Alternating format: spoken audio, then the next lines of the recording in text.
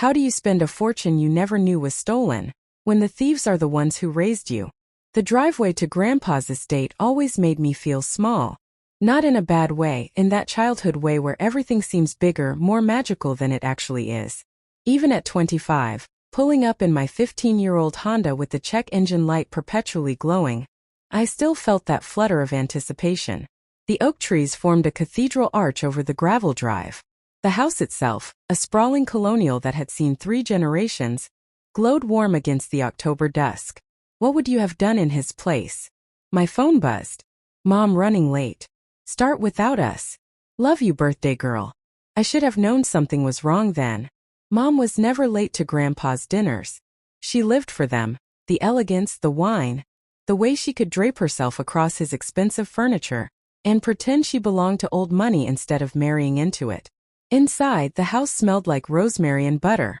Grandpa's housekeeper, Mrs. Chun, had been cooking all day. She pulled me into a hug that smelled like vanilla and fabric softener. 25, she said, holding me at arm's length.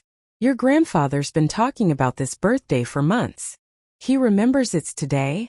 I tried not to sound surprised. Grandpa's memory had been slipping lately, small things at first, then bigger gaps. Last month he'd called me by my mother's name 3 times in one conversation. Today he's sharp as a tack. Been in his study all afternoon, going through papers. Mrs. Chen's smile wavered slightly. He's very excited to see you. I found him in the library, surrounded by file boxes and manila folders. At 83, he still had that commanding presence, tall, silver-haired, wearing a cardigan that probably cost more than my monthly rent. But today something was different. His hands trembled slightly as he sorted through documents. Grandpa! He looked up and his face transformed. There she is. My brilliant girl. He stood steadier than I expected, and pulled me into an embrace. 25. Quarter of a century. Your grandmother would have been so proud. I felt the familiar ache. Grandma had died when I was 12. Sometimes I still reached for my phone to call her before remembering. Sit. He gestured to the leather chair across from his desk. I have something important to discuss with you. My stomach tightened. The last time someone started a conversation with something important, I'd found out my student loans had been sold to a predatory servicer. I was still paying 19% interest. Grandpa pulled a folder from the stack, thick, official-looking, with my name typed across the tab. I've been meaning to have this conversation for a while, but... He touched his temple. The doctors say I should handle important matters while I'm still clear-headed. You're fine, Grandpa. You're going to be around for years. Let me finish. His voice carried that gentle authority that made senators listen. I need to know something and I need you to be honest with me. No protecting my feelings. I nodded, throat suddenly dry. He opened the folder, and I saw bank statements, legal documents, pages of numbers. Your trust fund, he said. The one I established when you were born. How have you been managing it? Are you being smart with the investments? I know your mother was supposed to help guide you, but at 25 you should be taking full control. The room tilted. What? Grandpa's brow furrowed. The trust fund, sweetheart. The 3.6 million. I want to make sure you're not letting it just sit there. At your age you should be. Grandpa. My voice came out strangled. I don't have a trust fund. The silence that followed was the kind that has weight. That crushes. That rewrites reality. His face went through several transformations, confusion, then concern, then something that looked like fear.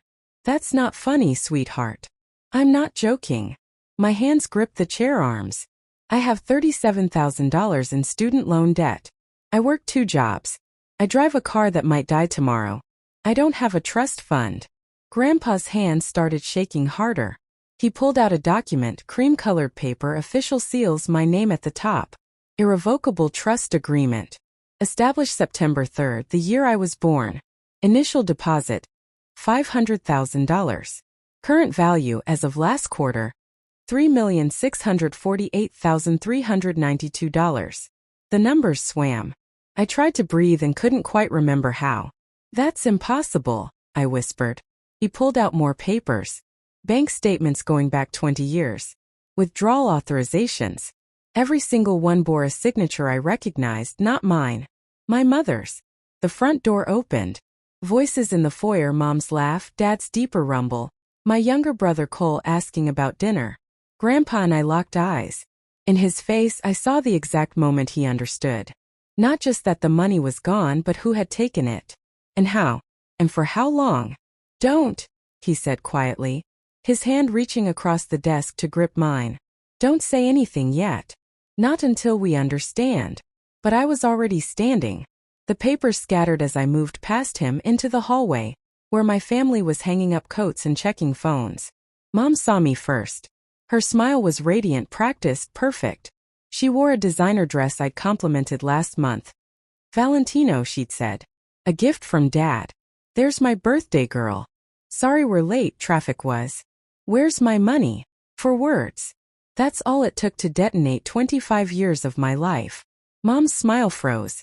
Dad's hand stopped halfway to the coat hook. Cole looked between us, confused. Sweetheart, Mom started, her voice taking on that soothing tone she used when I was upset. What are you talking about? The trust fund. $3.6 million. Where is it? I watched her face. Watched the micro-expression she couldn't quite control. The flash of panic, the calculation, the decision to play ignorant. I think there's been some kind of misunderstanding. I have the statements. My voice was eerily calm. Every withdrawal. Every transfer. Your signature on every single one. Dad stepped forward. Now let's everyone just calm down. Did you know? I turned to him. Did you know she was stealing from me? That's enough. Mom's voice hardened. We are not doing this here. Not on your birthday. Not in front of your grandfather. But Grandpa was already there, standing in the library doorway with the folder in his hands. He looked at his daughter, my mother, with an expression I'd never seen before. Disgust mixed with grief. Diane, he said quietly, tell me I'm wrong. Mom's mask cracked. Just for a second I saw something underneath, something cornered and desperate and ugly. You don't understand, she said. You never understood. You gave her everything and the rest of us got scraps. We deserved. You stole from your own daughter. The words hung in the air between us. No one moved. Outside, the October wind rattled the windows. In the kitchen, a timer beeped, forgotten. I looked at my mother, really looked at her, and saw a stranger wearing a familiar face. I trusted you, I said. Then I walked out the door, leaving my birthday dinner behind. Leaving my family behind. Leaving the girl I'd been behind. The oak trees that had seemed so magical on the way and now looked like bars on a cage. I didn't know it yet, but I would never walk through them the same way again. I made it 3 blocks before I had to pull over.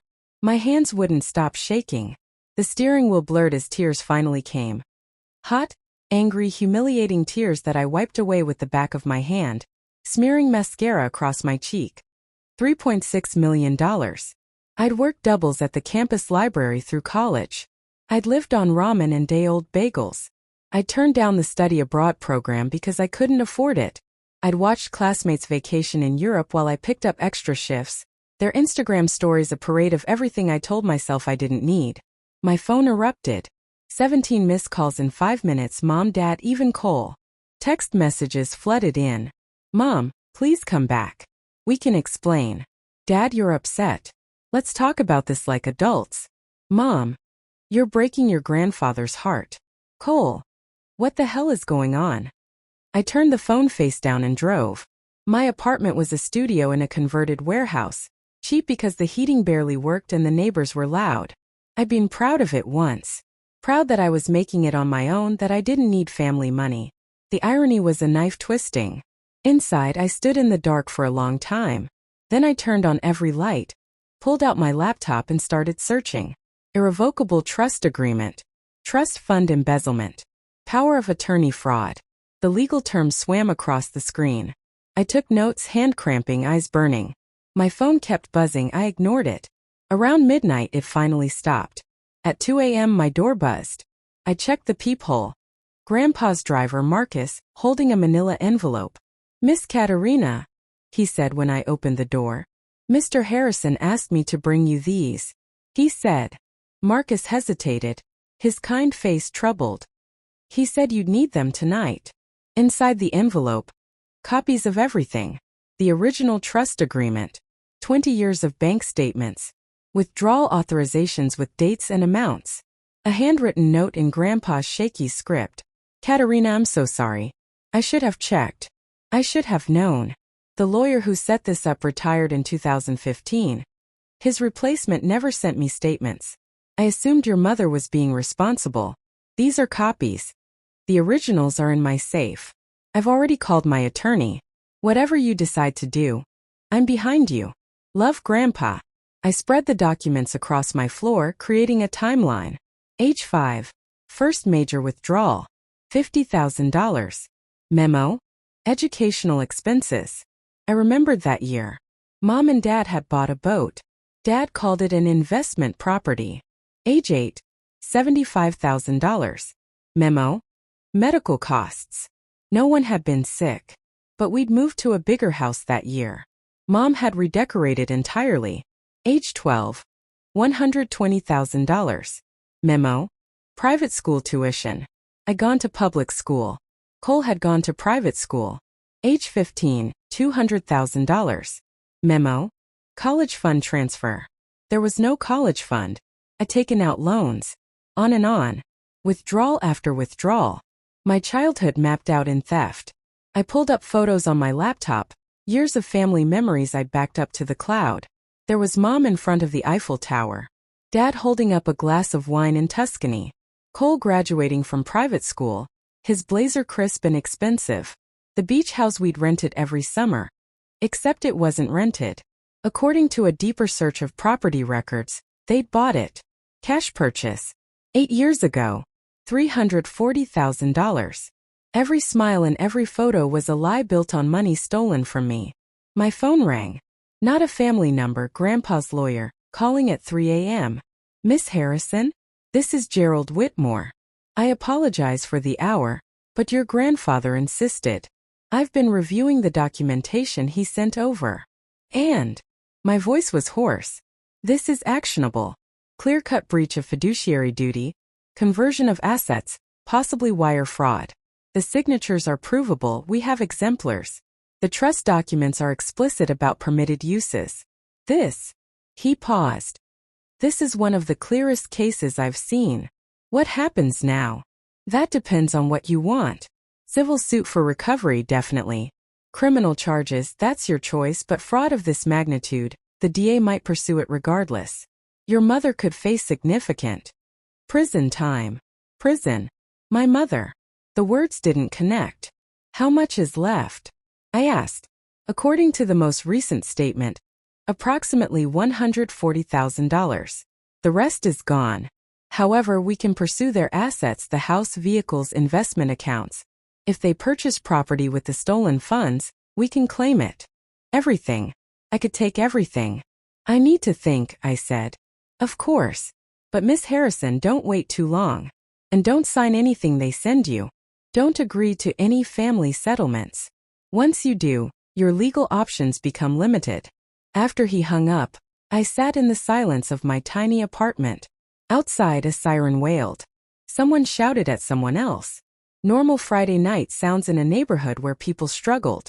I'd been one of them, scraping by, working double shifts, rationing groceries, while they'd lived like royalty on money meant for me. My phone lit up. Mom texting from a different number. We need to talk. Face to face. Tomorrow 10 a.m. the house. Just family. We can work this out. Please, Katerina. You're being manipulated. Your grandfather is confused. The money was always meant for the whole family. Come home. I stared at the message for a long time. Then I opened my laptop and started a new document. Evidence log. The theft of my life. Entry 1, September 3rd. Year I was born. Trust established. Initial deposit, $500,000. Purpose as stated in trust documents. For the education, health, welfare and general benefit of Katerina Marie Harrison. Entry 2, age 5. First unauthorized withdrawal, $50,000. I wrote until dawn. Every withdrawal. Every lie. Every vacation, every purchase, every moment I'd been told we can't afford it. While they were spending my inheritance. By the time the sun came up, I had 63 entries. 63 times they'd chosen to betray me. I looked at Mom's text again. Come home. But that was the thing she didn't understand. I had no home. Not anymore. Home is supposed to be safe. Home is supposed to be honest. They'd taken my money. But worse, they'd taken every memory and poisoned it.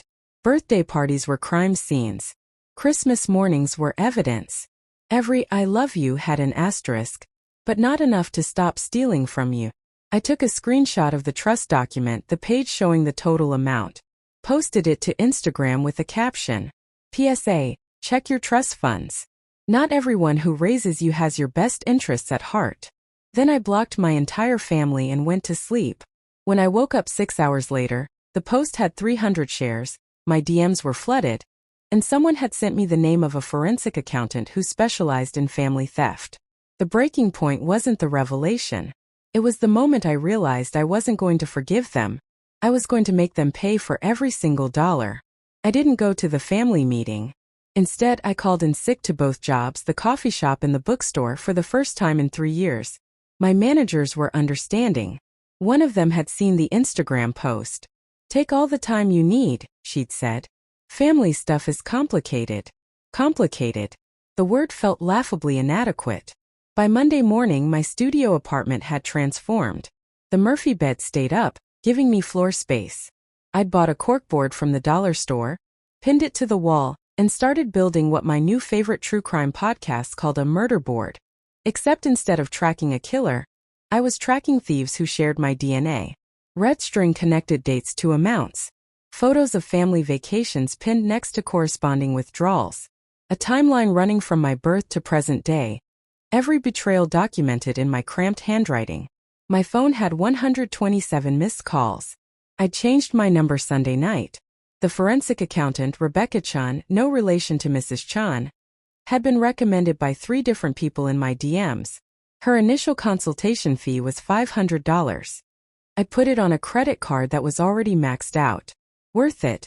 She arrived at 2 p.m., a sharp woman in her 40s carrying a laptop bag and the energy of someone who'd seen every kind of financial treachery humans could devise. Jesus, she said, surveying my wall. You've done half my job already. I couldn't sleep. I handed her the folder Grandpa had given me. How bad is it? Rebecca sat on my only chair, a folding metal thing from IKEA, and started reviewing documents. I watched her face.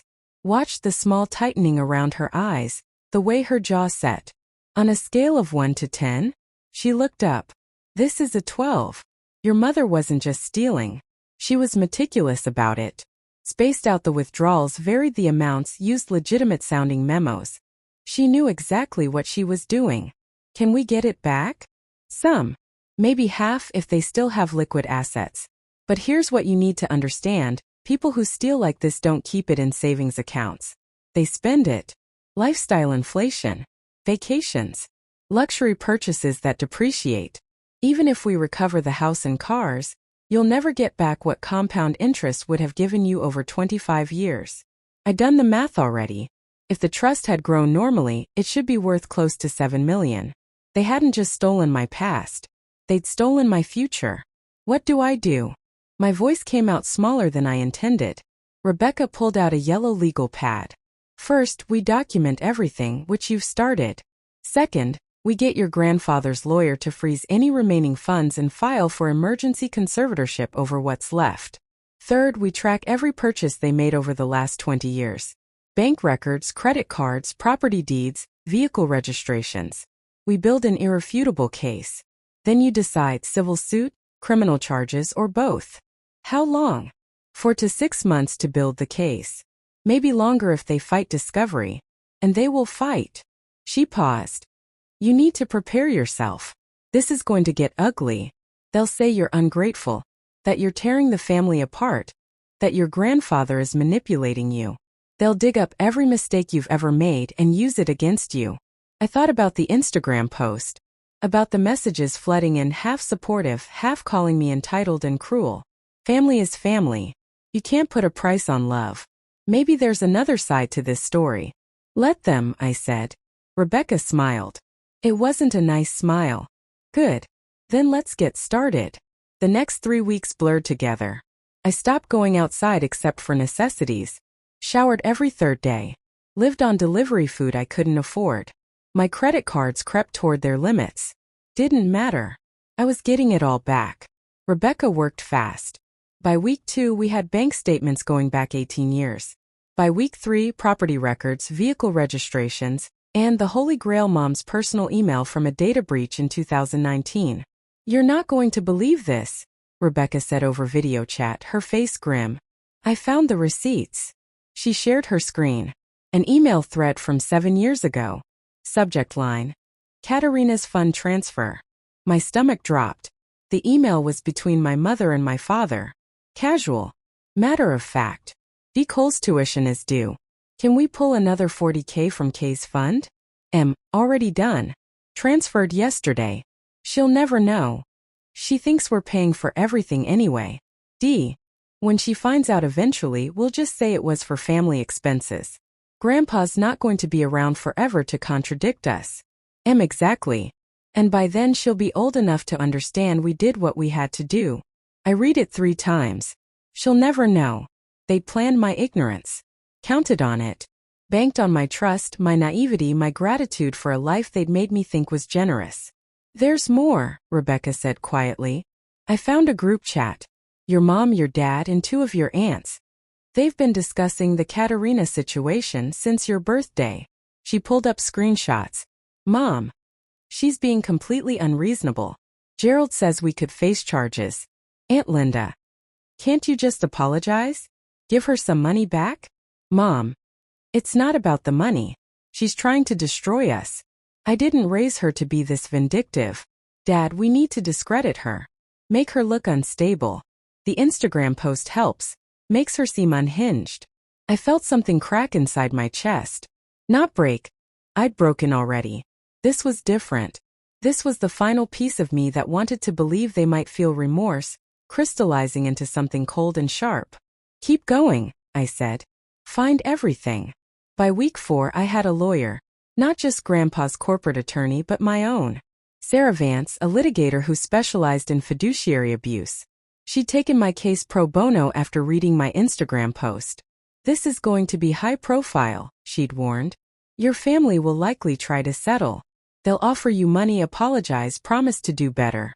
But here's what they're really offering: silence. They want you to take a payout and disappear. I don't want their money, I said. I want my money.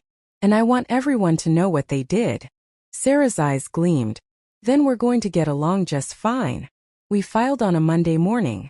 Civil suit for breach of fiduciary duty, conversion, and fraud. Demanded full accounting of all withdrawals, return of remaining funds, and compensation for lost investment growth. The documents were filed in public court. By noon it was on the local news. Heiress sues family for trust fund theft. Claims parents embezzled millions.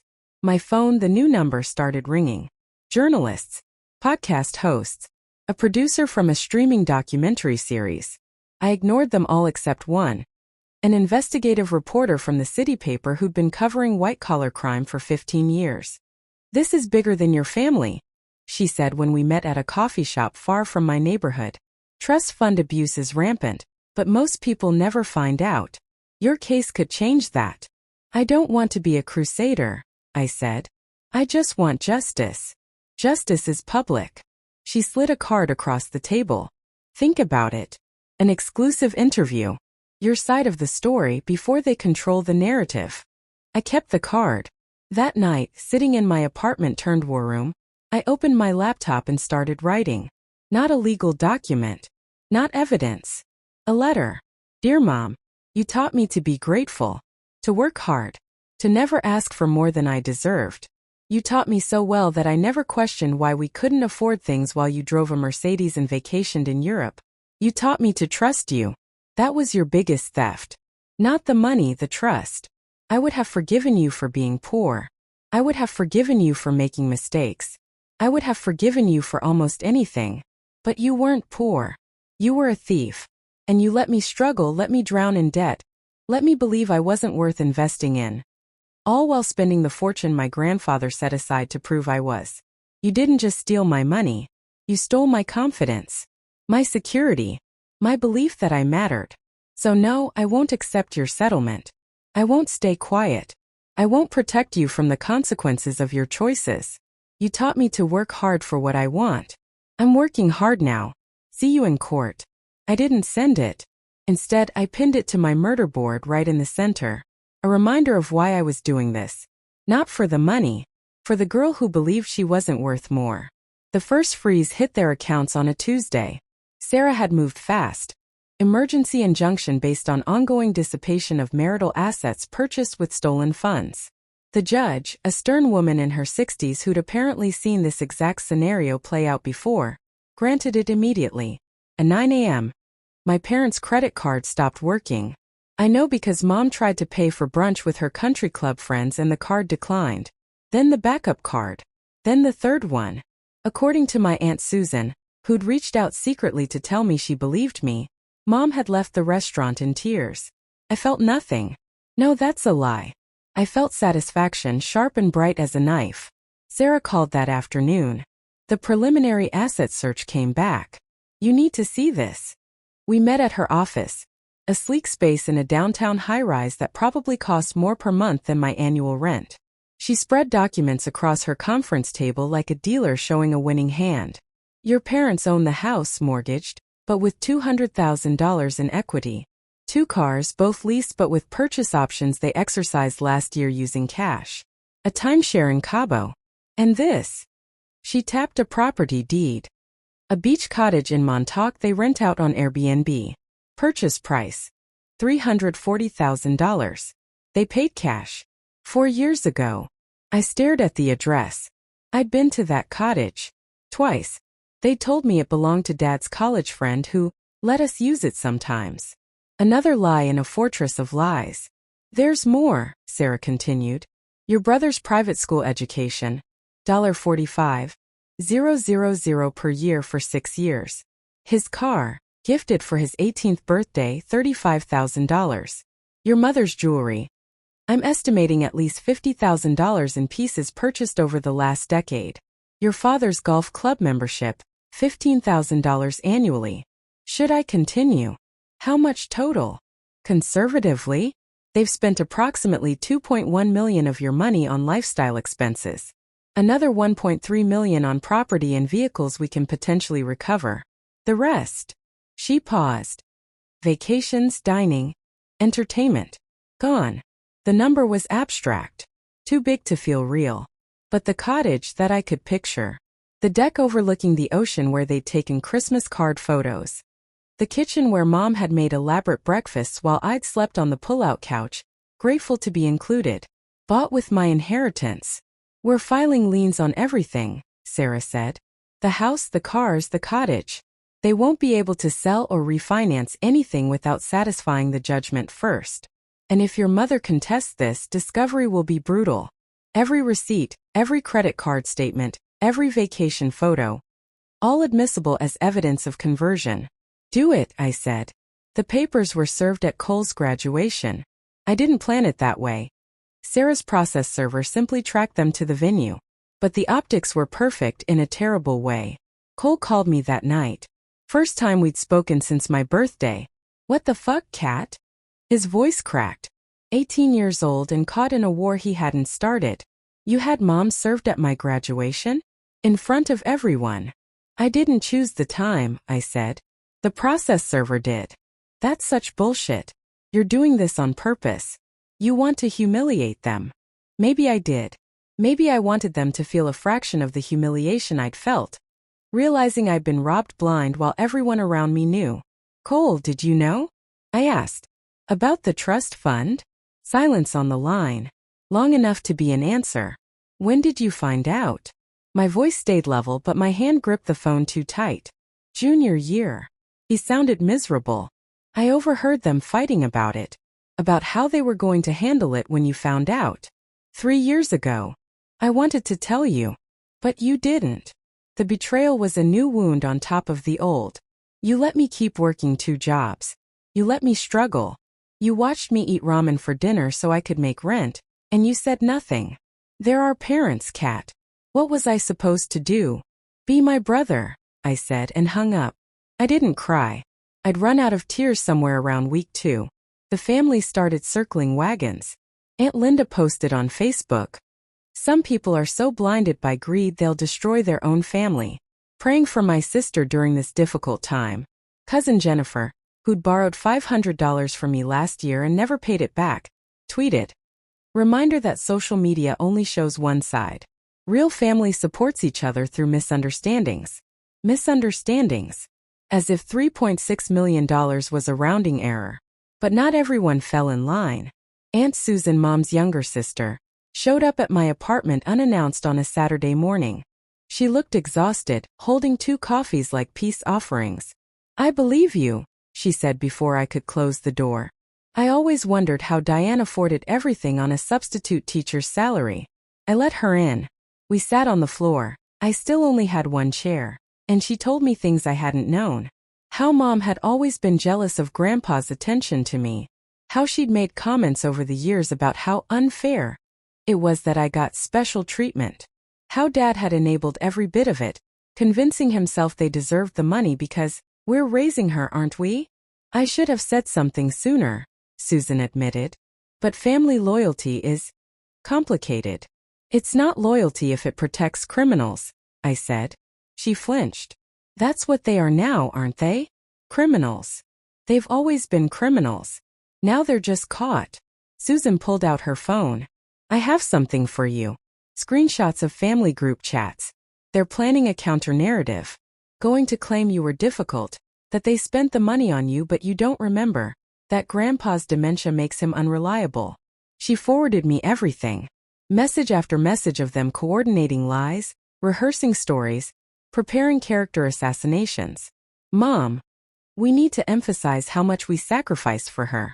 Dad, the therapy bills alone were significant. Note, I'd never been to therapy. Aunt Linda. People need to see her as the villain here. I read them all. Saved them. Added them to my evidence folder, which had grown to 847 files. Why are you helping me? I asked Susan. Because 20 years ago, our father did something similar to me. Not as much money, but enough. I never fought back. I told myself family was more important. She looked at me with something like admiration. You're braver than I was. I'm not brave, I said. I'm just tired of being the one who loses. By month 2, the pressure was working. Dad showed up at my coffee shop job during my shift. I hadn't told them where I worked, but clearly someone had tracked me down. Katerina. He looked thinner. Older. Please. Can we talk? My manager started to intervene, but I held up a hand. It's fine. I led him outside to the alley where we took smoke breaks. It smelled like garbage and fryer grease. You're killing your mother, he said. She can't eat. Can't sleep. The stress. Good. He recoiled like I'd slapped him. How can you be so cruel? Cruel. The laugh that came out of me was ugly. Dad, you stole $3 million from me. You let me take out student loans at 19% interest while you paid cash for a beach house. You watched me skip meals to make rent. And you're asking how I can be cruel. We were going to pay you back. When? When I was 50. When you were dead. When there was nothing left. We made mistakes. Mistakes are accidental. I stepped closer. You sent emails planning it. You discussed how to hide it. You joked about me never finding out. That's not a mistake. That's malice. His face crumpled. For a moment I saw something real, guilt maybe, or shame. What do you want from us? Everything, I said. Every dollar. Every asset. Every piece of property bought with my money. I want you to feel what I felt. Waking up and realizing the people who were supposed to protect you were robbing you blind. We're your parents. No, I said quietly. You're thieves who happen to share my DNA. I went back inside. He stood in the alley for a long time before walking away. My manager appeared beside me. You okay? Yeah, I said and meant it. I really am. That night Sarah called. They want to settle. Offering $500,000 and a private apology. Not enough. I told them that. They said it's all they can liquidate without selling the properties. Then they sell the properties. Katerina. Sarah hesitated. This is good. $500,000 plus the remaining trust funds gets you to about $650,000. You can rebuild from there. If we push further, it could take years, cost a fortune in legal fees. I'm not settling. Think about what you're giving up. Peace, closure, a chance to move forward. I looked at my murder board now covering 2 walls. Every withdrawal, every lie, every stolen moment of my life. I'll have peace when they have nothing, I said. After I hung up, I sat in the dark and wondered if Sarah was right. If I was becoming what I hated. If revenge was turning me into someone I wouldn't recognize. Then I remembered the emails. She'll never know. And I stopped wondering. The box arrived at Grandpa's house 3 weeks into the legal battle. Mrs. Chung called me. You should come see this. Your grandfather found something. He's been in his study all morning, won't come out. I drove over immediately, a knot of worry tightening in my chest. Grandpa's dementia had been getting worse. Last week he called me Diane twice and asked about a daughter who died in infancy 40 years ago. I found him at his desk, surrounded by old photographs and letters yellowed with age. He looked up when I entered, and his eyes were clear. Heartbreakingly clear. Sit down, sweetheart, he said. There's something I need to tell you. While I still can. The box on his desk was cardboard, worn at the edges, labeled in my grandmother's handwriting. Diane, do not open until I'm gone. My mother's name. Your grandmother left this, Grandpa said slowly. Instructions that I was to give it to Diane after she passed.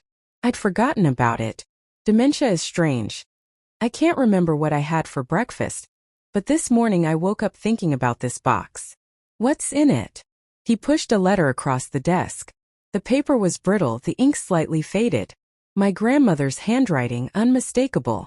My dearest Diane, if you're reading this, I'm gone, and there are things you need to know. Things I should have told you while I was alive, but I was a coward. Your father and I made decisions when you were young. Decisions about money, about inheritance, about fairness. You always knew he favored Katerina. I saw how it hurt you. What you didn't know was why. When you were 17, you got pregnant. Do you remember? You were terrified. You came to me and I helped you handle it. We never told your father. We never told anyone. But we used your trust fund to pay for it. $15,000 from the fund your grandfather had set up for your education. Your father never knew. He would have been devastated, not angry, just heartbroken. After that, you spiraled. The drinking, the reckless behavior, the dropping out of college. We spent years and nearly $200,000 from your fund on rehabilitation, therapy, medical bills. By the time you turned 25, there was nothing left. Your father felt so guilty. He blamed himself for being too strict, for pushing you too hard. So when Katerina was born, he overcompensated. He set up her trust fund to be untouchable, trying to protect her from the mistakes he thought he'd made with you. I'm not writing this to excuse what you've done. If you've touched Katerina's money, you need to stop. But I want you to understand, you weren't unloved. You weren't unwanted. Your father just didn't know how to show it after everything fell apart. I'm sorry I wasn't strong enough to tell you this while alive. Love, Mom. I read it twice. 3 times. The words wouldn't settle into sense. When did Grandma die? I asked quietly. 8 years ago. Grandpa's voice was rough. Right before the withdrawals got aggressive. I pulled up my evidence log on my phone. Cross-reference dates. The first major withdrawal after Grandma's death. $85,000. 3 months after the funeral.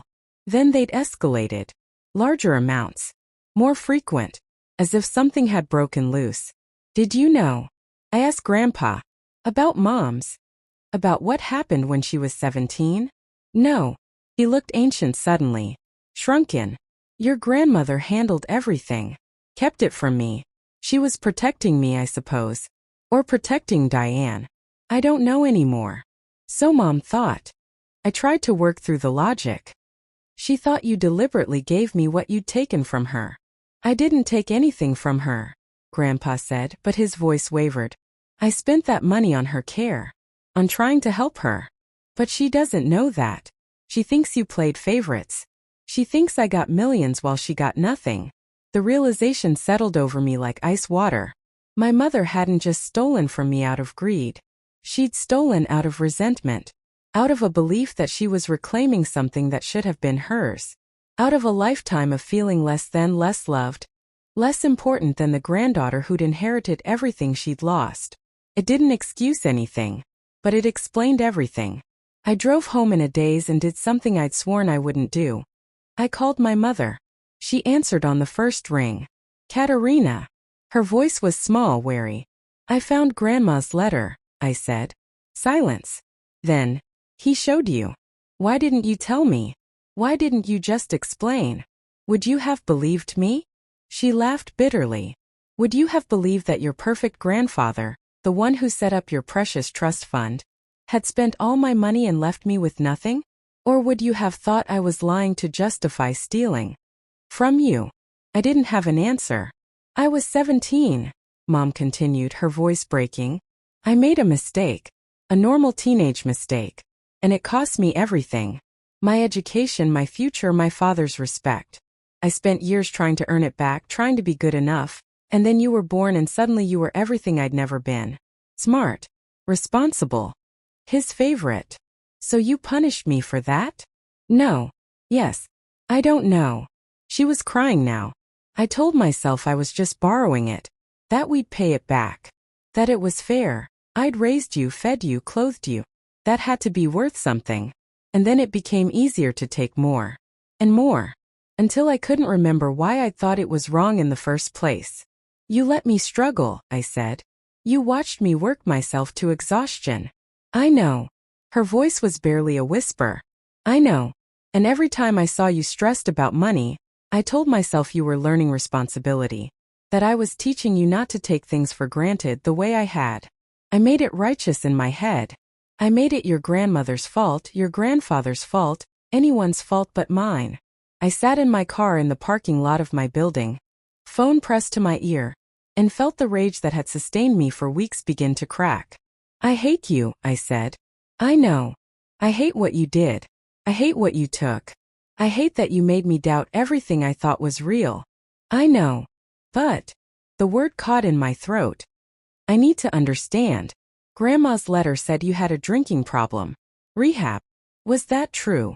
Yes. She sounded exhausted. Age 17 to 23. 6 years of hell. For me and for everyone who loved me. Your grandmother saved my life. And I resented her for it because she also told me what it cost. Every dollar. Every cent. Like I needed to pay back the privilege of not dying. I thought about my own evidence log. Every withdrawal itemized. Every dollar accounted for. Every theft documented. I'd done to her what Grandma had done. Made her count the cost of her own salvation. I'm not dropping the lawsuit, I said finally. I didn't think you would. But I need you to know, this isn't just about money anymore. It's about honesty. If you'd told me the truth from the beginning, about Grandma's letter, about feeling cheated, about the resentment, maybe we could have worked something out. Would we have? Mom asked. Or would you have told me that my trauma didn't justify stealing from you? 'Cause you'd be right. It doesn't. She had a point. I don't know how to forgive you, I admitted. I don't know how to forgive me either. We sat in silence, connected by a phone line and 25 years of broken trust. Mom, I said eventually, did you ever love me? Or was I just a reminder of everything you lost? The pause before she answered felt like an eternity. Both, she said finally. I loved you so much it hurt. And sometimes the hurt won. I sat in that parking lot for an hour after we hung up. Called Rebecca, my forensic accountant. I need you to look into something. My grandmother's trust fund for my mother. What happened to it? Where the money went. Why? Because I need to know if my rage is built on the whole truth or just part of it. Rebecca found the records in 2 days. Sent me a summary. Trust fund established 1985, $500,000 total withdrawn 1992 to 1999, $213,000 expenditures. Medical care, $87,000, rehabilitation facilities, $98,000, legal fees, $18,000, therapy, $10,000, remaining at age 25, $287,000 dissolved per trust terms when beneficiary turned 25, paid out in full. My mother had lied. She hadn't gotten nothing. She'd gotten nearly $300,000. But she'd also been traumatized, hospitalized, and billed for her own survival. I called Grandpa. Did you give Mom the rest of her trust fund when she turned 25? Of course. It was hers. What did she do with it? Silence. Then. She gave most of it to your father to invest in his business. It failed within 3 years. That's when things got difficult between them. Another piece of the puzzle. My father had lost my mother's inheritance. Then they'd stolen mine to rebuild what they'd lost. It was cycles of trauma and greed and desperation, spinning out across generations.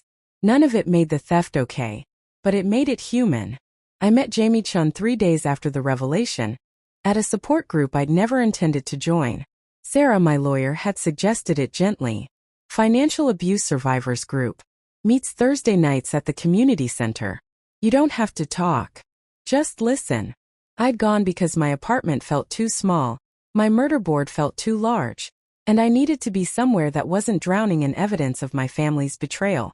The room was depressing, folding chairs in a circle, fluorescent lights, coffee in styrofoam cups. 8 people scattered around, ranging from college age to elderly. A facilitator with kind eyes and a practiced smile. I sat in the back, arms crossed, ready to leave at the first opportunity. Then Jamie spoke. My uncle embezzled my college fund, she said, voice steady but eyes distant. $200,000 my parents saved from the time I was born. He was their financial advisor. Had power of attorney because my dad had a stroke when I was 16.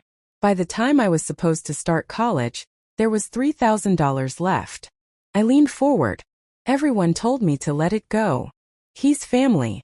Don't tear the family apart over money. Your parents wouldn't want you to be vindictive. Like vindictive was worse than theft. She laughed without humor. I pressed charges anyway. He got 2 years served 8 months. My entire extended family stopped talking to me. They blamed me for ruining his life. After the meeting, I found her by the coffee station. How do you live with it? I asked. The family exile. Jamie looked at me, really looked like she could see the murder board in my eyes. You're the trust fund girl. I saw your story online. Yeah. How much? 3.6 million. She whistled low. Mine was chicken feed compared to that. But the principle's the same, right? Someone you trusted took something irreplaceable. Everyone keeps telling me to settle. Take what I can get and move on. Are you going to? No. Jamie smiled. It was the first genuine smile I'd seen in weeks. Good. Buy me dinner and I'll tell you everything I learned about making family thieves regret ever fucking with you. We went to a dive bar that served passable burgers and didn't ask questions. Over fries and beer I couldn't really afford. Jamie laid out her story. Her uncle had started small, $500 here, $1,000 there. By the time anyone noticed, he'd bought a boat, a vacation home, put his own kids through private school. Her father's stroke had been the opportunity, not the cause. The worst part wasn't the money, Jamie said. It was realizing everyone knew. My aunt knew. My cousins knew. They'd benefited from stolen money and never said a word. When I spoke up, I wasn't brave. I was a traitor. How long did it take? I asked. To stop feeling guilty? About destroying the family? She considered. 3 years. Give or take. Some days I still wonder if I did the right thing. Then I remember my mom crying because she couldn't afford my dad's medication, while my uncle was taking cruises to Alaska. Did you get any of it back? About $60,000. After legal fees, maybe 40. But that wasn't the point. Jamie met my eyes. The point was that someone had to say it was wrong. Someone had to refuse to be quiet. If I'd let it go, he'd still be doing it. Probably to someone else. I thought about my evidence files, the emails, the pattern of theft spanning 25 years. My mom had reasons, I said quietly. Not good reasons, but context. Her own trust fund got spent on her addiction treatment. My dad lost what was left. They were desperate. Desperation doesn't give you the right to steal from your kid, Jamie said flatly. My uncle was desperate too. Gambling debts. Does that make it okay? No. Then stop looking for reasons to forgive them before they've earned it. We sat in silence, the bar noise washing over us. Pool balls cracking, someone arguing about sports, the hiss of the grill. I feel like I'm losing myself, I admitted. The revenge. The obsession. I used to be lighter. Now everything is evidence and angles and strategy. Jamie reached across the table, squeezed my hand. Her grip was firm, grounding. You're not losing yourself. You're becoming someone who doesn't accept being hurt quietly. That's not loss. That's evolution. What if I go too far? Too far is murder. Too far is ruining innocent people's lives. Holding your parents accountable for theft? That's called consequences. She paused. But I get it. The doubt creeps in. You wonder if you're the villain in someone else's story. Are you? The villain in your uncle's story? Absolutely. She grinned. And I've made peace with that. Jamie and I started meeting twice a week. Coffee. Walks. Long phone calls where we dissect our family's patterns of dysfunction. She became the only person who understood the specific hell of loving people who'd robbed you. She showed me her own evidence board. Still up in her apartment, 2 years after the case closed. Photos of her uncle's boat, receipts from vacations, tuition payments for his kids. Why do you keep it? I asked. Reminder, she said simply, of why I don't go to family weddings. Why I don't feel guilty when my aunt sends passive-aggressive Christmas cards. We traded tactics. She taught me how to stay organized without drowning in documentation. I showed her how to use social media strategically without crossing into harassment. We were war buddies, veterans of a conflict most people couldn't comprehend. One night, sitting on her apartment floor with Thai takeout, she asked, "What happens after? When the case is over? When you've won or lost or settled? What do you do with all that rage?" I didn't have an answer. "I'll tell you what I did," Jamie said. I started a blog. Financial abuse survivors sharing their stories. It's small, maybe a few hundred followers. But every week, someone messages me saying they thought they were alone. That seeing other people speak up gave them courage. She pulled up the site on her laptop. Stories from children, spouses, elderly parents, all robbed by people who claim to love them. You could write for us, she offered. When you're ready. Your story could help people. Or it could just be more public humiliation. Humiliation is what they wanted you to feel, so you'd stay quiet. Jamie's eyes were fierce. Fuck that. Own your story. Use it. I looked at the blog posts, raw, honest, painful. Each one an act of defiance. Maybe, I said. Later, walking home through streets that felt less hostile with Jamie's number in my phone, I realized something. I hadn't thought about my parents' counter-narrative in days. Hadn't checked the family group chats Aunt Susan was forwarding. Hadn't refreshed my evidence files compulsively. I'd thought about Jamie's laugh instead. The way she'd survived and built something new from the wreckage. The possibility that revenge wasn't an ending but a doorway to something else. Sarah called the next morning. Settlement offer came back. They're up to $750,000 plus the remaining trust funds. About $890,000 total. It's good, Katerina. Really good. What about the properties? They're offering a payment plan for those. 5 years. So they keep the house. Keep the cottage. Keep living the life they built with my money. They'll be making payment. It'll hurt them financially for years.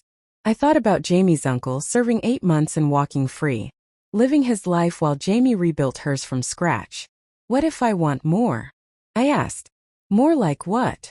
Criminal charges. Let the DA decide if this was just civil, or if it crosses into fraud. Sarah was quiet. That's a nuclear option. Your mother could face prison time.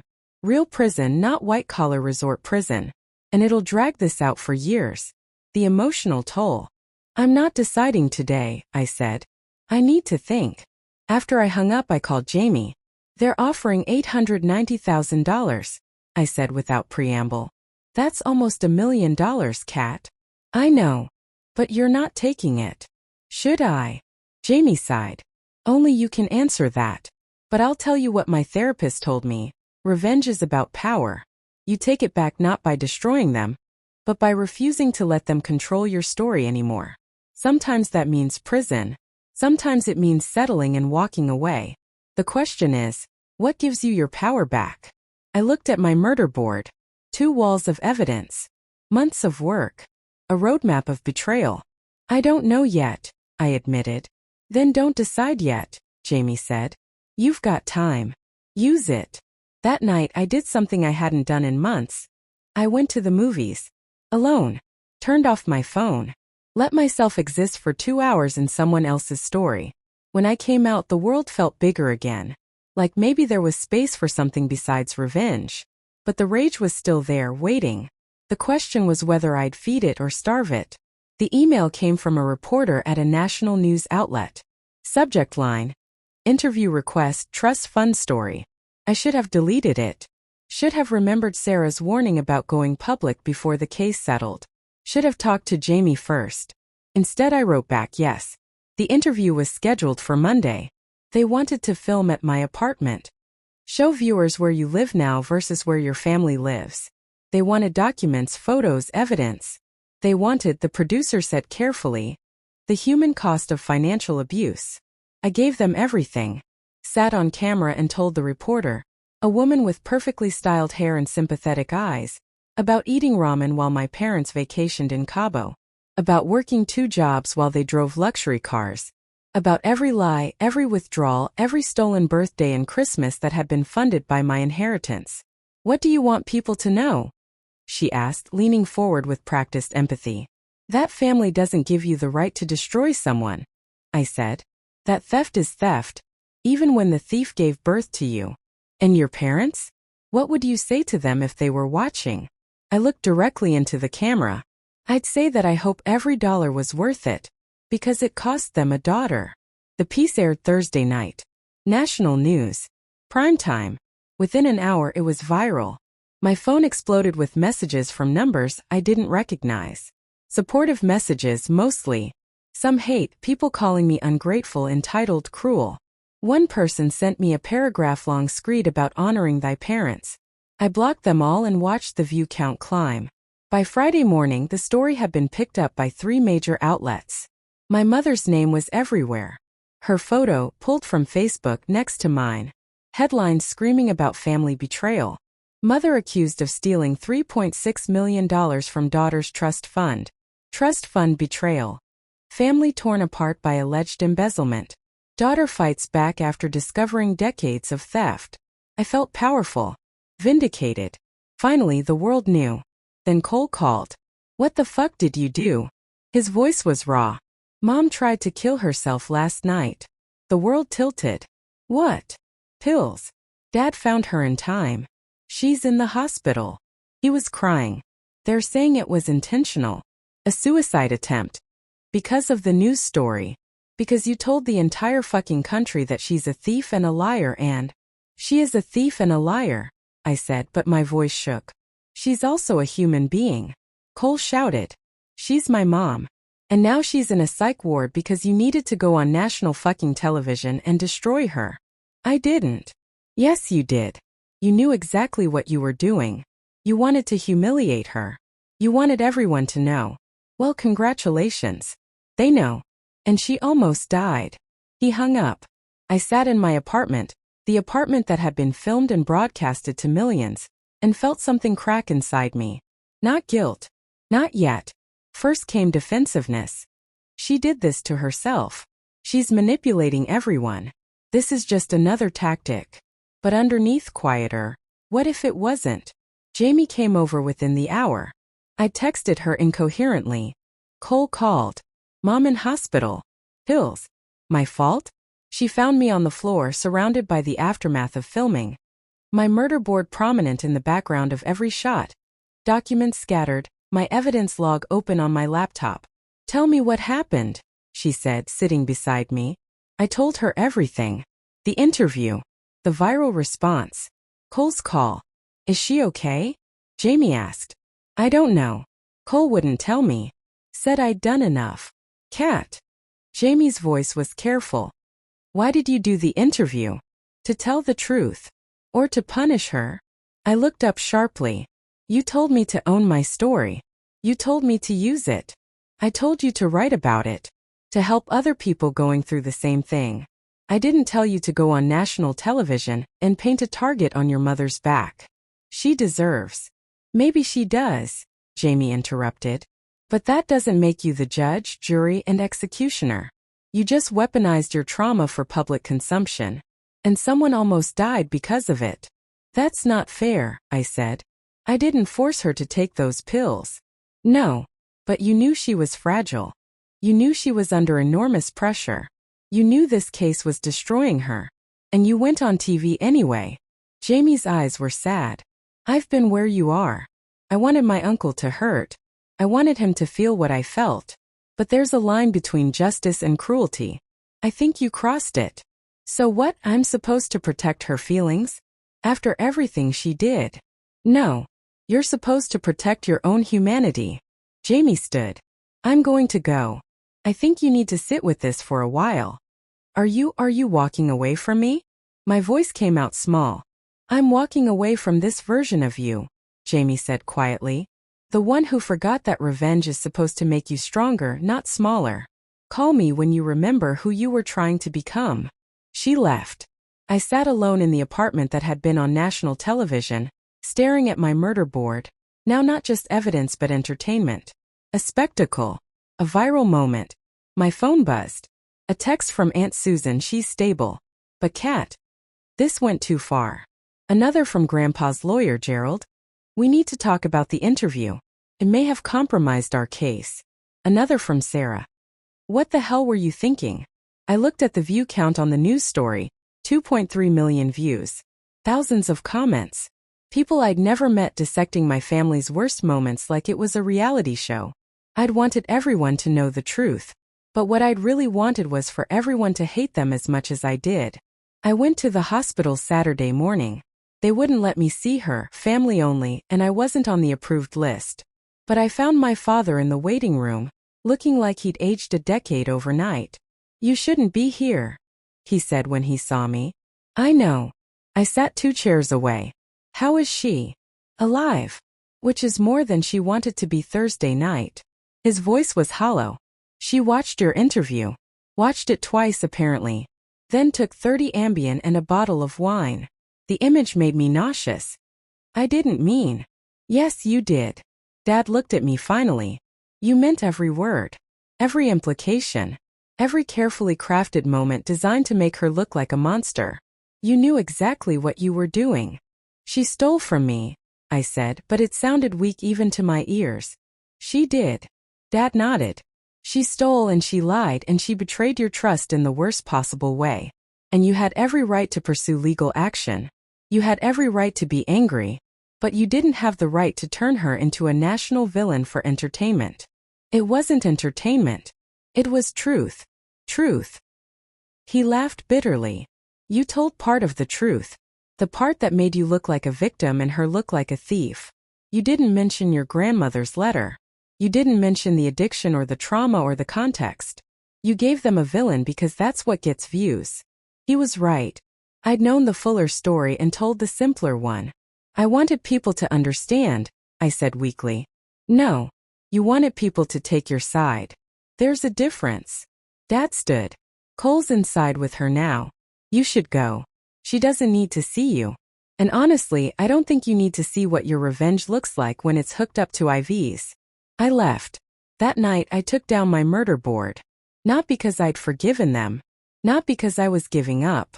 But because looking at it made me see myself on national television, weaponizing pain for sympathy, turning family trauma into viral content. I'd become what I'd accused them of being. Someone who took something sacred, trust, truth, vulnerability, and used it for personal gain. They'd stolen money. I'd stolen dignity. I wasn't sure which was worse. Jamie's words echoed. Revenge is supposed to make you stronger, not smaller. I felt very small. I pulled up the interview on my laptop, watched myself with fresh eyes, saw the calculated pauses, the tears that had come on cue, the way I'd positioned every answer for maximum sympathy. The comments section was brutal in a new way. She seems more interested in going viral than getting justice. Something about this feels performative. Both sides are toxic. This whole family needs therapy. They weren't wrong. I justified it as truth-telling, as bravery, as refusing to stay silent. But really, I just wanted to hurt her as badly as she'd hurt me.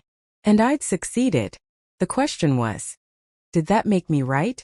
Or did it just make me cruel? I called Jamie. She didn't answer. I left a voicemail. You were right. I went too far. I don't know how to come back from this. Call me when you're ready to talk. Or don't. I'd understand.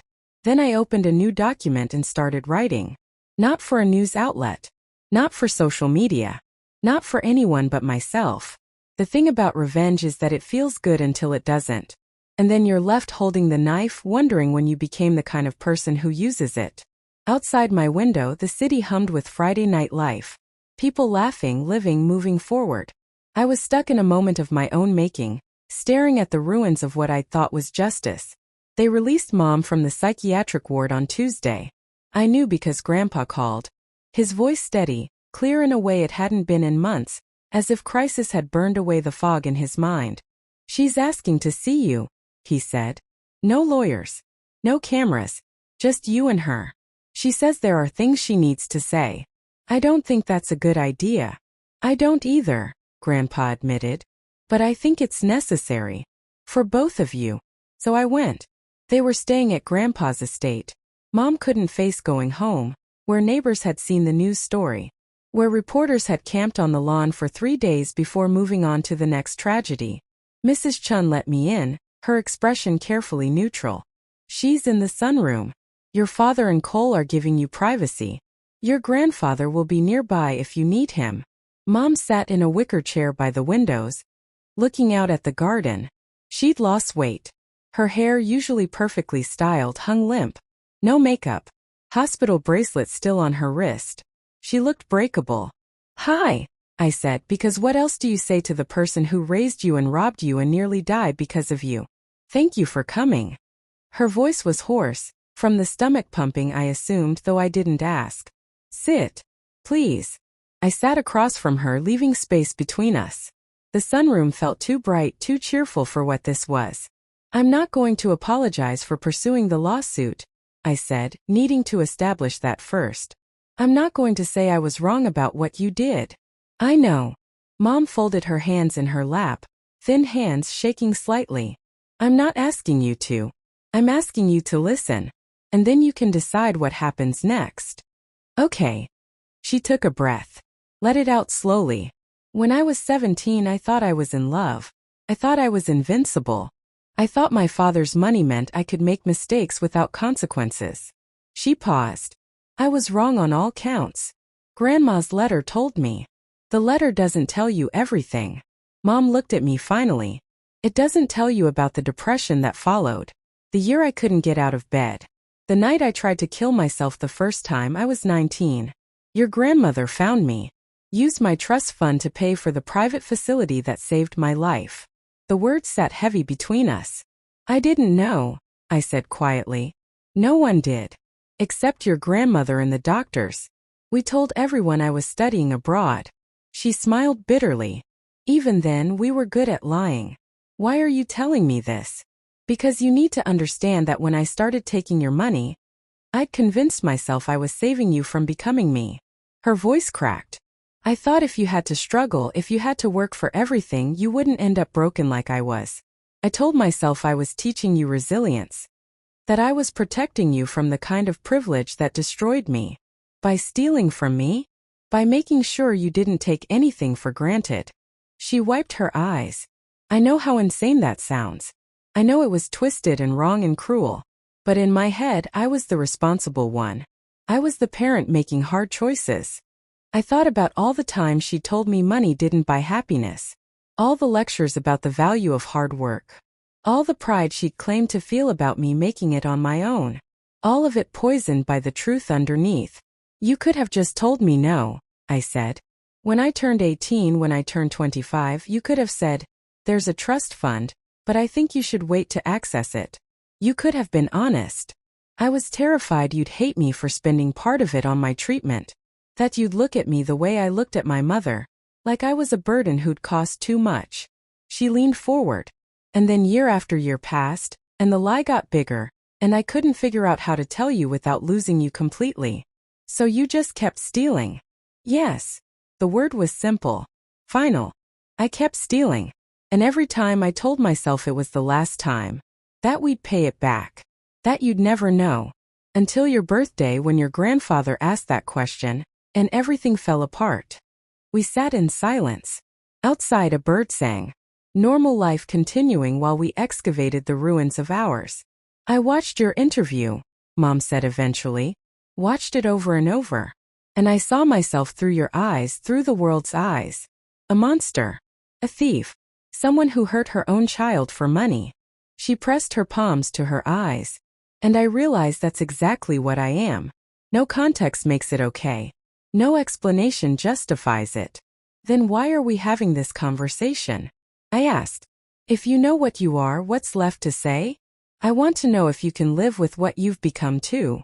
The words hit like a slap. Excuse me. Mom lowered her hands, met my gaze directly. You told the world I was a monster. You performed your pain for millions of people. You turned our family's worst moments into entertainment. And I almost died because of it. Her voice was steady now. I'm not saying you drove me to it. I made that choice. But you knew what you were doing when you went on that show. You wanted to hurt me. And you succeeded. You hurt me first, I said, but it sounded childish even as I said it. I did. I hurt you terribly. Irreparably, maybe. Mom's eyes were dry now. Clear. But my cruelty doesn't excuse yours. We're both broken people who've hurt each other. The question is whether we stay broken, or whether we try to heal. How do we heal from this? I don't know. Maybe we can't. Maybe the trust is too destroyed. She reached into her pocket, pulled out a folded paper. But I can start by giving you this. It was a handwritten document. A full accounting of every withdrawal, every purchase, every dollar. More detailed than anything Rebecca had found. Property deeds. Bank accounts. Investment portfolios. Everything, Mom said.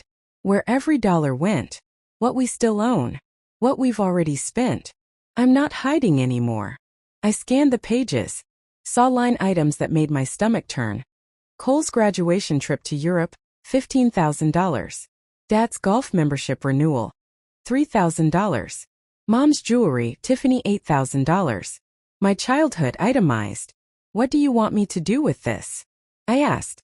Whatever you need to do. Take us to court. Press criminal charges. Take everything we own. She paused. Or accept the settlement Sarah proposed. $890,000 plus structured payments over 5 years for the properties. We'll sell the cottage, downsize the house, live within our means for the first time in decades. That's not enough. I know. It'll never be enough. $3 million in lost investment growth. That's gone forever. I can't give you back the time or the opportunities or the peace of mind. Her voice broke. I can't give you back your trust in me. All I can offer is the truth, restitution, and the promise that I'll spend the rest of my life trying to do better. I looked at her, really looked. Saw the hospital bracelet, the exhaustion, the genuine remorse in her eyes. Saw my mother, not the monster I'd built in my head. Saw someone who'd been hurt and had hurt in return. Just like me. I need to think, I said. Take all the time you need. I'll be here. She hesitated. Katerina, I love you. I know that doesn't mean much right now. But it's true. It's always been true. Even when I was hurting you, especially when I was hurting you, I loved you. I just didn't know how to show it without destroying everything. I found Grandpa in his study, Cole sitting with him. They both looked up when I entered. How did it go? Grandpa asked. I don't know. I sat on the edge of his desk. She gave me everything. Full accounting. Offered settlement. Said she'd understand if I pressed charges. Cole spoke up, his voice uncertain. Are you going to press charges? I looked at my younger brother, 22 years old, caught between loyalty to our parents and loyalty to me. He'd known for 3 years. He'd stayed silent. But he was also a kid trying to navigate an impossible situation. Do you hate me? I asked him. Sometimes. He said it honestly. Sometimes I hate you for blowing up our family. For making Mom so miserable she wanted to die. For making this all so public. He paused. But sometimes I hate them more. For putting us in this position. For lying. For making me complicit just by knowing. I'm sorry, I said. For the interview. For going that far. Are you sorry for the lawsuit? No. I needed him to understand. They stole from me, Cole. Millions of dollars. Years of my life spent struggling when I didn't have to. That's not okay, no matter what their reasons were. I know. He looked down. I just wish there'd been another way. Me too. Grandpa cleared his throat. What are you going to do, sweetheart? I pulled out my phone. Called Sarah. I'm accepting the settlement, I said when she answered. But I want modifications. I want the cottage sold immediately, proceeds to me. I want written acknowledgement of theft, not misunderstanding or family loan. And I want them to fund a scholarship for kids who've experienced financial abuse by family members. $100,000 over 5 years. Sarah was quiet. Then, that's actually really smart. It creates restitution and accountability without criminal charges. I think they'll accept. And one more thing. I want a public statement. From them. Not an apology tour, just a simple acknowledgement. We mismanaged our daughter's trust fund and are making restitution. No excuses. No spin. I'll draft it, Sarah said. Katerina. This is the right choice. I'm proud of you. After I hung up, Cole looked at me. So that's it? They pay you back and everything's okay. No, I said. Everything's not okay. Everything might never be okay. But this is me choosing to stop making it worse. Grandpa smiled, a real smile, proud and relieved. Your grandmother would be proud of you. Both of you. Finding a way through this that doesn't destroy everyone. I'm not forgiving them, I clarified. I'm just choosing peace over revenge. There's a difference. I know, Grandpa said. And that's exactly what makes it brave. The email arrives on my birthday. Subject: Harrison Family Fund Scholarship. First recipient announcement. I open it in my new apartment, a real one-bedroom in a better neighborhood, paid for with settlement money that still feels surreal every time I transfer rent. The email contains a photo. A young woman, 19 years old, standing in front of a university library. Her smile is cautious, like she's still learning to believe in good things. Dear Ms. Harrison, I wanted to thank you personally for the scholarship. My stepfather emptied my college fund 2 years ago to pay gambling debts. I thought I'd never be able to afford school. Your family's scholarship gave me a second chance. I know from the application that this fund came from your own experience with financial abuse. I'm sorry you went through that. But I want you to know you turning your pain into something that helps others? That's not just generous. It's transformative. Thank you for seeing people like me. Rachel M. I read it 3 times then forward it to Mom. We're not close. Maybe we never will be. But we're talking carefully like 2 people learning a language neither of us speaks fluently. Twice monthly dinners at neutral restaurants. Conversations that skirt the deepest wounds. Progress measured in millimeters. She texts back within minutes. This is beautiful. Thank you for sharing it with me. Then, happy birthday, sweetheart. I hope this year is kinder to you. I stare at the message for a long time before responding. Thanks, Mom. It's not forgiveness. It's not reconciliation. It's just 2 people trying not to hurt each other anymore. The settlement finalized 6 months ago. $890,000 deposited in my account. Money that felt enormous until I paid off my student loans, $37,000, repaid the credit cards I'd maxed during the lawsuit, $8,000, and set aside taxes. What remained was enough to change my life but not define it. I didn't buy a car. Didn't move somewhere extravagant. Didn't quit my jobs immediately. Instead, I went back to school. Graduate program in social work, specializing in financial trauma and family systems. Turns out destroying your family gives you excellent material for case studies. My professors love me. My classmates are wary, they've all Googled my name, seen the headlines. I'm that girl from the trust fund story. Some treat me like a victim. Others like a cautionary tale. I'm learning to be neither. The cottage in Montauk sold for $380,000. Every penny went to me, as stipulated in the settlement. I went there once before the sale, walked through the rooms where I'd slept on pull-out couches, where I'd been grateful for scraps of a life built with my money, stood on the deck where they'd taken Christmas photos, tried to feel something other than exhaustion. Mostly I just felt tired. Cole met me there. He'd driven down from college, a state school now, not private. Part of the family's downsizing. He didn't blame me for it, he said, but I saw the resentment sometimes in how he avoided talking about his friend's spring break trips. Do you regret it? He asked, standing beside me on that deck. Going as far as you did? Which part? All of it. The lawsuit. The interview. Blowing everything up. I thought about it honestly. I regret the interview.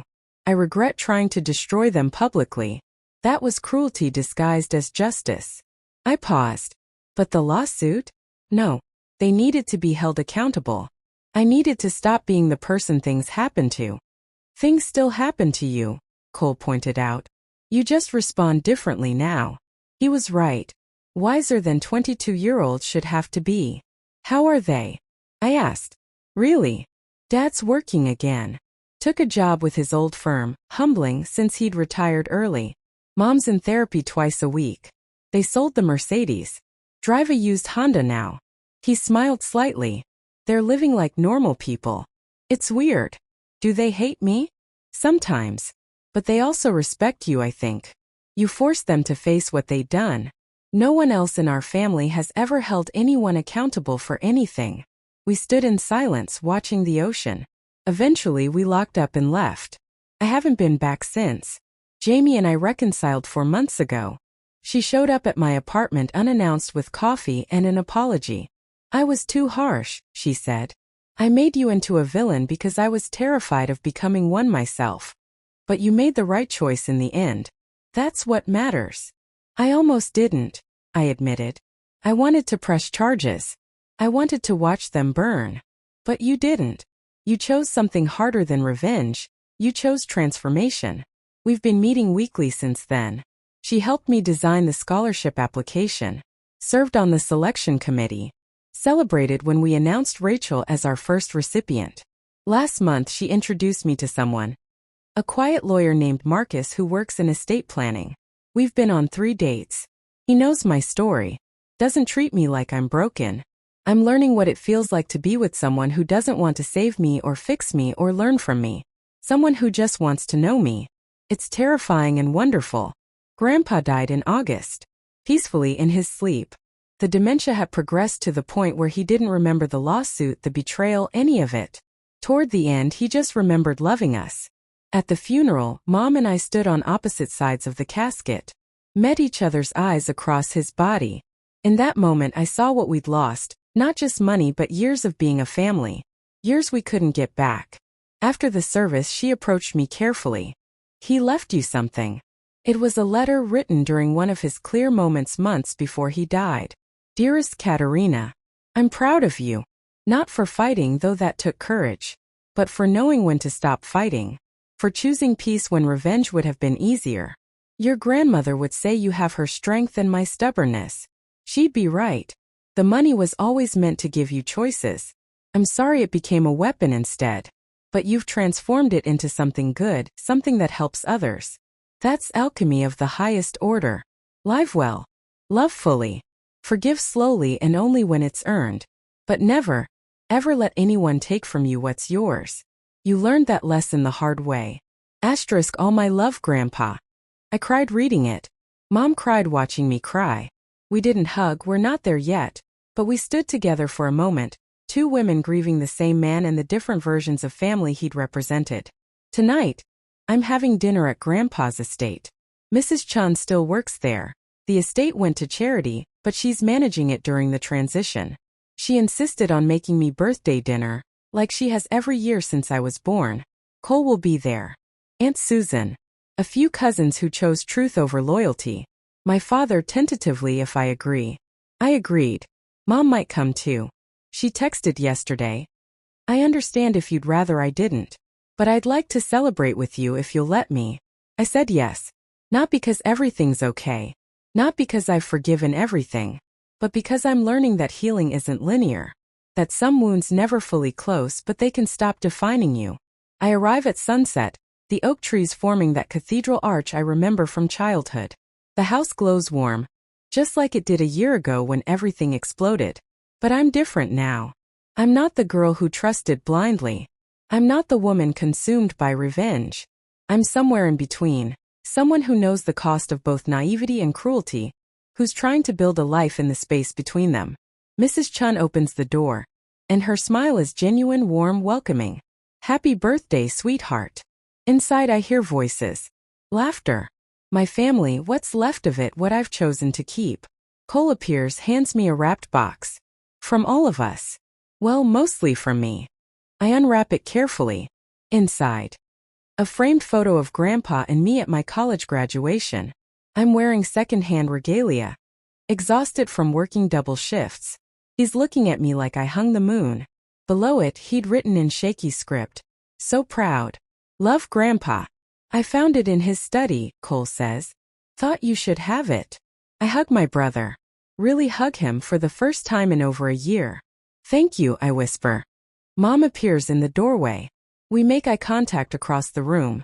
The same room where I'd confronted her a year ago, where everything fell apart. Hi, she says. Hi, I say back. She doesn't approach. Doesn't ask for more than I'm ready to give. Just stands there, present, trying. And maybe that's enough for tonight. Maybe that's enough for now. Later, after dinner, after cake, after the careful navigation of conversations that avoid landmines, I stand on the back porch looking at the garden Grandma planted 30 years ago. Jamie texts. How's the birthday? Me, complicated. But good. Jamie. That's life, babe. Complicated and good. I think about Rachel, the scholarship recipient who'll start college in the fall. About the 3 other applications we're reviewing for next year. About the blog post I wrote last month that got 50 comments from people sharing their own stories of family theft. I think about the trust fund, what it was supposed to be, what it became, what I've transformed it into. Money was supposed to be my inheritance. Instead, I got something harder and more valuable. The knowledge that I could be betrayed by the people I loved most and still choose not to become a person I'd hate. I got the knowledge that justice and revenge aren't the same thing. That healing doesn't mean forgetting. That family isn't just blood. It's honesty, effort, and choosing to show up even when it hurts. My phone buzzes again. Marcus. Dinner tomorrow? My treat. You deserve celebrating more than one day. Me. You buying, or am I using my settlement money? Marcus. I'm buying. Your money is for therapy, education, and eventually spoiling me with luxury vacations. I laugh. Actually laugh. Inside I hear Cole telling a story. Hear Mom's laughter, tentative but real. Hear Aunt Susan reminding everyone to save room for pie. I could stay out here, alone with my complicated feelings. Or I could go inside and be part of something imperfect but honest. I choose inside. As I reach for the door, I catch my reflection in the window. 26 years old. Scarred but not broken. Rich in ways that have nothing to do with bank accounts. The girl who walked through those oak trees a year ago wanted revenge. The woman I've become wants something harder. A life worth living built on truth instead of theft. I'm getting there. One complicated, good day at a time. 2 years later. The Harrison Family Fund awarded 4 scholarships this year. Rachel graduated with honors. Sent me a photo of herself in cap and gown, debt-free. Mom and I have coffee monthly now. Sometimes it's awkward. Sometimes it's almost normal. We're building something new from the ruins, not what we had, but maybe something more honest. Dad and I are slower. But we're trying. Cole and I are solid. He's the family I chose to keep without conditions. I finished my master's degree. Started working with an organization that helps families navigate financial abuse. I tell my story in workshops. Use my experience to help others recognize the warning signs I missed. The trust fund that was supposed to define my life became a chapter. An important one, a painful one, but just a chapter. I'm writing the rest myself now. And that, more than any settlement, more than any revenge, is what freedom actually looks like. Was revenge worth it? Final answer. Revenge wasn't worth it. But the fight for justice was. The difference is everything. Thank you for watching my story to the end. Don't forget to subscribe, like, comment, and turn on the notification bell for more interesting revenge story.